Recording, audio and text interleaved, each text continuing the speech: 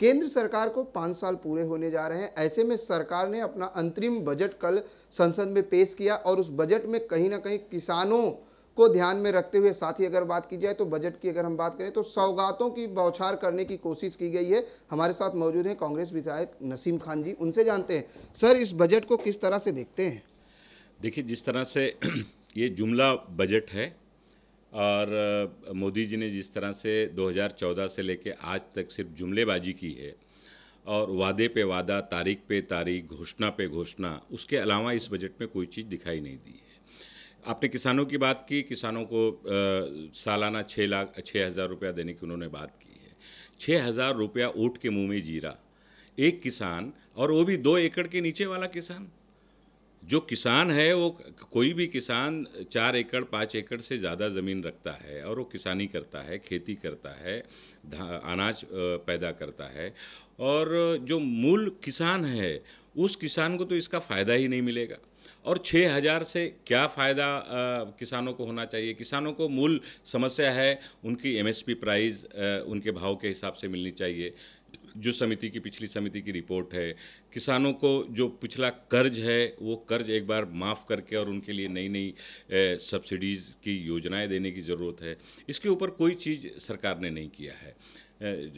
दूसरी तरफ आज पिछले 45 साल में सबसे ज़्यादा बड़ा आंकड़ा बेरोज़गारी का अगर आया है तो इस साल आया है, मोदी जी की सरकार के समय आया है।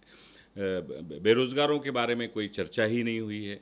नौजवान हमारा पढ़ लिख कर डिग्रियाँ लेकर घूम रहा है, वो आखिर आने वाले दिनों में उसका भविष्य क्या होगा इस देश में, वो उसको लेके वो चिंतित है। तो कुल मिलाकर मोदी जी की सरकार का जो बजट है सिर्फ घोषणाओं की बौछार की गई है, लेकिन उस बौछार का एक भी बूंद देश के किसी भी नागरिक को नहीं मिलेगा। बजट का अधिवेशन शुरू होने से पहले पीयूष गोयल जी ने कहा कि हमारी सरकार ने 4 साल में बजट महंगाई की कमर तोड़ दी है और महंगाई सबसे कम दर पर। क्या लगता है कि महंगाई जो है कम हुई है? आप बताइए, 2014 में 360 रुपये में मिलने वाला गैस का सिलेंडर 900 साढ़े 900 में मिल रहा है। ये महंगाई की कमर टूट गई है कि महंगाई की कमर को मजबूत करने का काम मोदी जी की सरकार ने किया है। आज हर क्षेत्र में महंगाई बढ़ा है। पेट्रोल का भाव बढ़ा है, डीजल का भाव बढ़ा है। डीजल और पेट्रोल के भाव बढ़ने से मल्टी पर्पज़ में महंगाई बढ़ी है।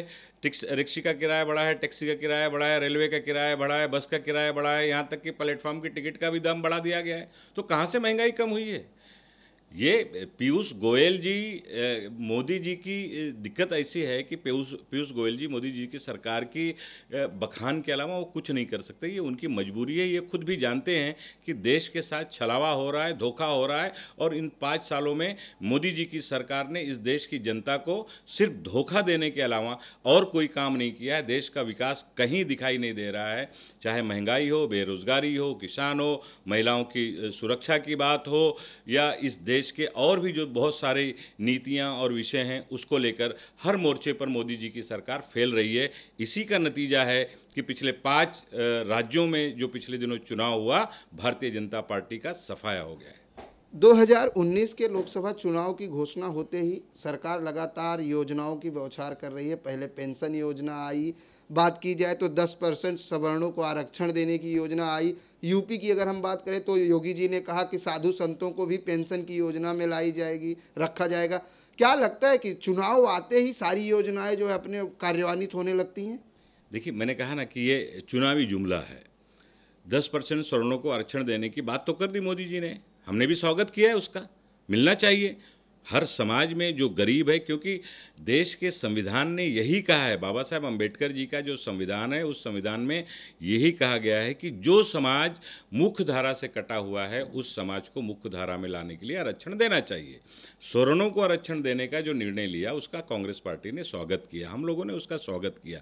लेकिन मुझे मोदी जी बताएं कि पूरे देश में केंद्र और राज्य की कितनी सरकारों में कितनी नौकरियां हैं जो सरकार सवर्णों को नौकरी में भागीदारी देने जा रही है? आखिर कहाँ पे भर्ती शुरू हुई है, किस सरकार में भर्ती शुरू हुई है? आज अधिकांश सरकारें, राज्य सरकारें देश में भारतीय जनता पार्टी की है। आप महाराष्ट्र ले लीजिए, महाराष्ट्र में लाखों रिक्त पद खाली पड़े हैं। आज तक मराठा समाज को आरक्षण देने का घोषणा कर दिया गया, बड़ा ढोल मजीरा बजाकर, लेकिन आज तक उस नौकरियों की भर्ती का काम शुरू नहीं हुआ है।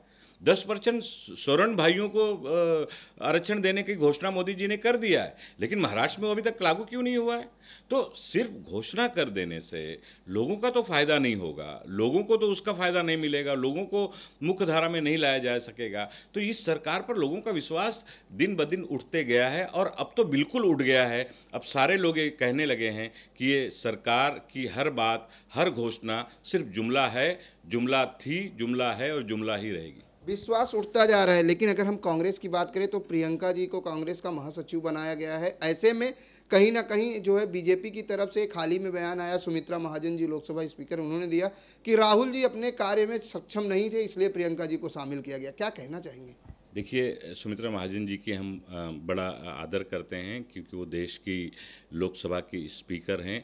हमें उनसे ये उम्मीद नहीं थी कि सुमित्रा महाजन जी राजकीय टिप्पणी करेंगी और ख़ास करके गांधी नेहरू परिवार पर अपनी बात वो इस तरह से भद्दी बात करके और कहीं ना कहीं वो राय देंगी, ये उन्हें शोभा नहीं देता। जहाँ तक प्रियंका गांधी जी का सवाल है, राहुल गांधी जी का सवाल है, राहुल गांधी जी ने उन्हीं के प्रदेश मध्य प्रदेश में दिखा दिया कि मध्य प्रदेश के अंदर किस तरह से भारतीय जनता पार्टी के सरकार को उखाड़ फेंकने के लिए राहुल गांधी जी के नेतृत्व में मध्य प्रदेश की जनता ने विश्वास व्यक्त किया और आज वहां पर कांग्रेस की सरकार बनी है। तो राहुल जी के नेतृत्व को चैलेंज इस देश में भारतीय जनता पार्टी को करने का अब ख्वाब नहीं देखना चाहिए।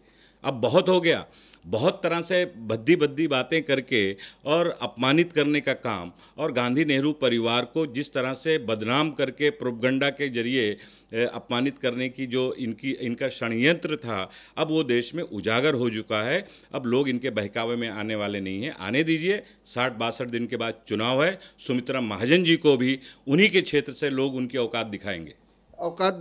लेकिन अगर बात की जाए प्रियंका जी को जब पार्टी का महासचिव बनाया गया तो नसीम खान जी ने भी स्वागत किया था और उन्होंने कुछ डिमांड रखी थी। क्या कुछ डिमांड है? सीट को लेकर उन्होंने कहा था प्रियंका जी को महाराष्ट्र से चुनाव लड़ाया जाए। देखिए, बिल्कुल देश का हर कांग्रेस का कार्यकर्ता नेता चाहता है कि प्रियंका गांधी जी जैसी हमारी गांधी परिवार की एक कर्मठ नेता चुनाव लड़ें।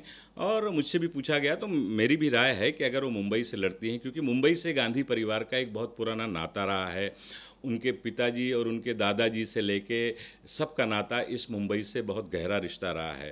तो अगर मुंबई में रहती हैं तो लड़ती हैं तो उनका स्वागत है। वैसे ये उनका अपना विवेक पर निर्णय होगा और कांग्रेस के हमारे राष्ट्रीय अध्यक्ष राहुल जी निर्णय करेंगे कि प्रियंका गांधी जी कहाँ से चुनाव लड़ेंगी। लेकिन हर देश का हर कांग्रेस का नेता और कार्यकर्ता यही चाहता है कि प्रियंका जी हमारे प्रदेश से चुनाव लड़ें, हमारे शहर से चुनाव लड़ें, और हम लोग की इच्छा है। बात की जाए महाराष्ट्र में लोकसभा चुनाव को लेकर कांग्रेस की क्या रणनीति, क्योंकि सीटों को लेकर अभी भी जो है असमंजस बना हुआ है। वहीं अगर हम बात करें तो आज भी बीजेपी और शिवसेना युति को लेकर अभी भी आरोप और प्रत्यारोप चल रहा है। ऐसे में किस तरह देखते हैं? एक तरफ सत्ता में बरकरार रहती है शिवसेना बीजेपी, दूसरी तरफ आरोप और प्रत्यारोप। देखिए, शिवसेना बीजेपी की ये नूरा कुश्ती है। एक तरफ शिवसेना बीजेपी महाराष्ट्र और केंद्र की सत्ता में दोनों एक साथ हैं, दूसरी तरफ शिवसेना के नेता उद्धव ठाकरे जी पूरे देश में घूम घूम के मोदी जी की सरकार का फेल्यूर बता रहे हैं, जो हम लोग कहते आए हैं, और दूसरी तरफ महाराष्ट्र की सरकार के भ्रष्टाचार को, महाराष्ट्र की सरकार की नाकामियों के बारे में कई बार और रोज़ उनका जो मुखपत्र है सामना, उसके माध्यम से बातें शिवसेना की आते रहती हैं। आखिर उनकी ऐसी क्या मजबूरी है, जब जो चीज़ हम विरोधी पक्ष के नाते कांग्रेस पार्टी कह रही है कि सरकार भ्रष्टाचारी सरकार है, ये सरकार नाकाम है, ये सरकार किसानों के 15,000 से ज़्यादा लोगों की आत्महत्या करने की कसूरवार वाली सरकार है, तो उसको वो सहमत हैं, वो कहते हैं कि हाँ सही बात है। तो ऐसी क्या मजबूरी है जो सरकार में टिके हैं? मुझे ऐसा लगता है कि बहुत पुराना शेर है, कुछ तो मजबूरियां रही होंगी वरना वो यूं बेवफा नहीं होते। यही बात उद्धव ठाकरे जी पे जाती है। इस सरकार को की नाकामियों के खिलाफ आप सिर्फ बात करने से काम नहीं चलेगा। अगर सचमुच वो बात ये करना चाहते हैं, सही बात कहना चाहते हैं, तो सरकार से बाहर आना चाहिए। फिर गठबंधन की खिचड़ी क्यों पकने लगती है? फिर अमित शाह जी का फ़ोन आता है तो उस पर चर्चा क्यों होने लगती है? फिर सहमति क्यों दर्शाने लगते हैं? तो ये सारी चीज़ें अब जनता समझ चुकी है। महाराष्ट्र की जनता बहुत समझदार है। प्रोग्रेसिव राज्य इस देश का महाराष्ट्र माना गया है हमेशा, और यहाँ की जनता भी बहुत ही विवेकपूर्ण निर्णय लेती है। और हमें विश्वास है कि ये कितना भी कर लें, चाहे गठबंधन करके चुनाव लड़ें, चाहे अलग अलग चुनाव लड़ें, दोनों ही पार्टियों की जमानत जब्त करवाने का काम महाराष्ट्र की जनता करेगी।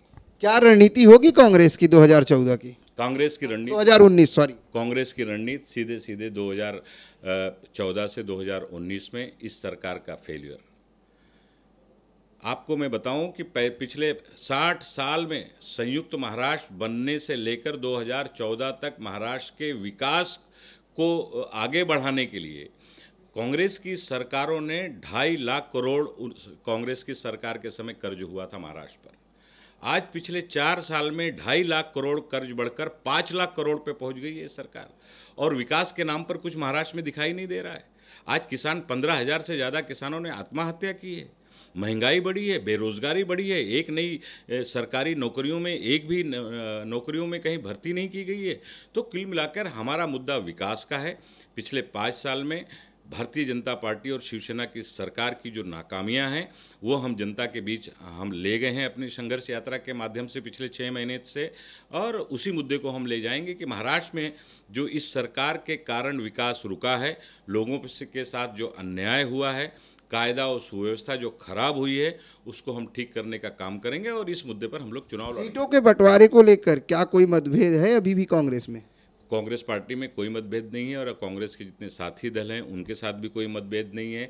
सबके साथ अच्छी तरह से चर्चा हो रही है, और कांग्रेस की सोच है कि शिवसेना बीजेपी को सत्ता से उखाड़ फेंकने के लिए जितने भी क्षेत्रीय दल हैं, जो समविचार पक्ष हैं, जो लोग कांग्रेस की विचारधारा में विश्वास रखते हैं, कहीं ना कहीं ऐसे दलों से गठबंधन करके और एक महामोर्चा बनाकर कांग्रेस के नेतृत्व में महाराष्ट्र में हम लोग चुनाव लड़ेंगे। धन्यवाद हमसे बात करने के लिए। ये थे कांग्रेस विधायक नसीम खान जी, जिन्होंने बताया कि किस तरह से 2019 के लोकसभा चुनाव के लिए कांग्रेस की रणनीति होगी। वहीं अंतरिम बजट को एक बार फिर जो है चुनावी जुमला करार दिया है। कैमरामैन सदानंद सेट्टी के साथ प्रदीप शर्मा, इन 24 न्यूज, मुंबई।